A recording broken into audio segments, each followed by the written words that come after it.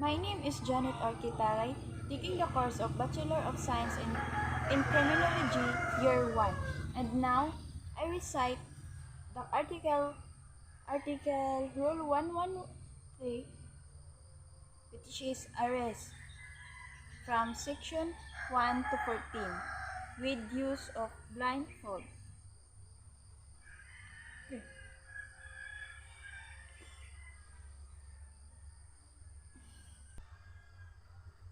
Section 1. Definition of arrest. Arrest is a taking of the person in custody in order that he may be bound to answer for commission of an offense. Section 2. Arrest how made. An arrest is made by an actual restraint of person to arrested, or its submission to the custody of the person making the arrest. Duty of arresting officer. It shall be duty of the officer executing the warrant to arrest the accused and to deliver to the nearest police station of jail without unnecessary delay. For Section 4. Execution of warrant. The head of office to whom the warrant of arrest was delivered for execution shall the warrant be executed within 10 days from the receipt, within 10 days after expiration of period. The officer to whom it was assigned for execution make a report to the judge who issued the warrant.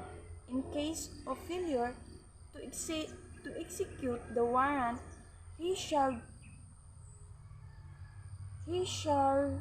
for this reason therefore arrest without warrant when lawful.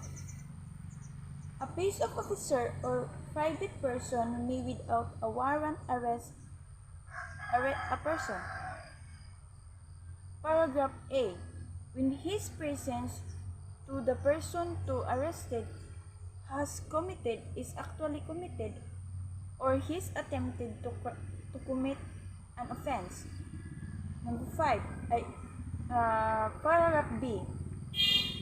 When an offense has just been committed and he has probably cause to believe, based on a personal knowledge of fact or circumstances, that this person to arrest has committed it. And paragraph C.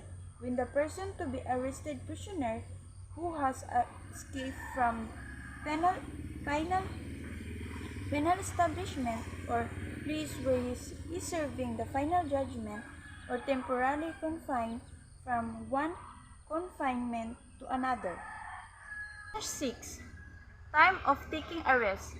An arrest may be made on any day and any time of the day or night.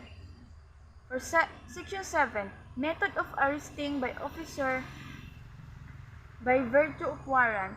When making an arrest by virtue of warrant, the officer shall be informed that person to be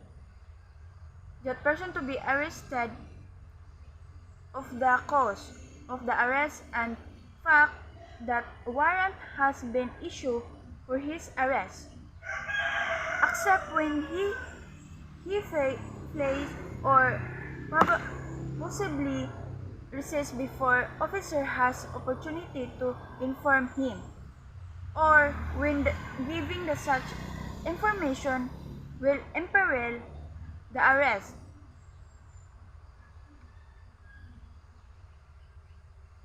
The officer need not have a warrant in his possession at the time of arrest, but after the arrest, if the person arrested so requires. The warrant shall be shown to him as soon as practicable. For Section 8. Method of arrest by officer without warrant. When making an arrest without warrant, the officer should inform the person to be arrested of his authority and his cause of the arrest, unless the latter is either either engage in the commission of an offense is possibly resist before the officer has opportunity to inform him or giving the such information will imperil arrest. For Section 9, Method of Arrest by Private Person. When making an arrest, a private person should inform the person to arrested of intention to arrest him, cause of the arrest, unless